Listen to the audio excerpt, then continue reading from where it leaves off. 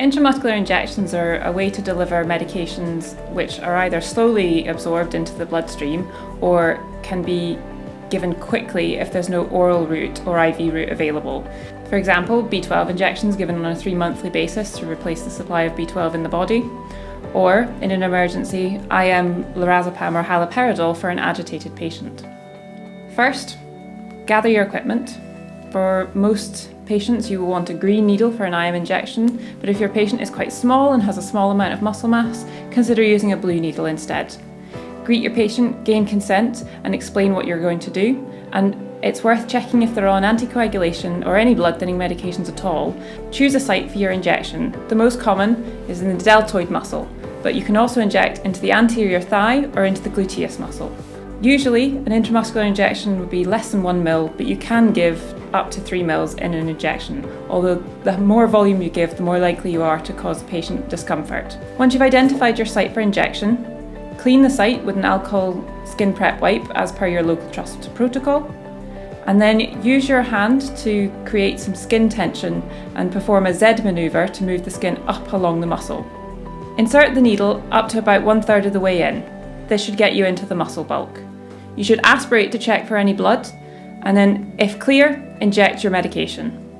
Once you're finished, remove the needle, pop a bit of cotton wool over the top to catch any blood that might come from the site, and then put a plaster over the top of the injection site. If your patient is particularly slim or perhaps elderly, you can bunch the muscle up to have more of a space to inject into. Subcutaneous injections are used to deliver medications just under the skin, and most commonly, this is something like insulin or a heparin solution. Patients can be trained to give themselves subcutaneous injections, but in hospital they're commonly given by nursing staff. Introduce yourself and check the name of the patient. Ask them whether they've had any experience with subcutaneous injections in the past. If they're diabetic, they may be more than familiar with this procedure. Gather your equipment.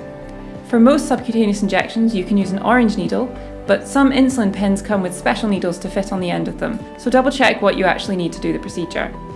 If you are injecting insulin, and it doesn't come in a pre-prepared syringe, you should use a specific insulin syringe which has units written down the side instead of mils. The common sites for giving a subcutaneous injection are either into the subcutaneous fat in the stomach, into the subcutaneous fat in the upper arm, either the front or the back, or into the subcutaneous fat of the thigh. Clean your injection site and pinch the skin up so that you've got a good area to inject into. If you have a very short needle like an insulin needle, insert the needle at a 90-degree angle to the skin. If using an orange needle, insert the needle at a 45-degree angle. Aspirate and check for any blood, and then inject your medication. Next, remove the needle and cover with a cotton swab or a plaster if there's a small amount of bleeding. Usually there isn't any bleeding after a subcutaneous injection, but in some patients this can occur. It's important to remember to rotate injection sites if people are getting frequent injections.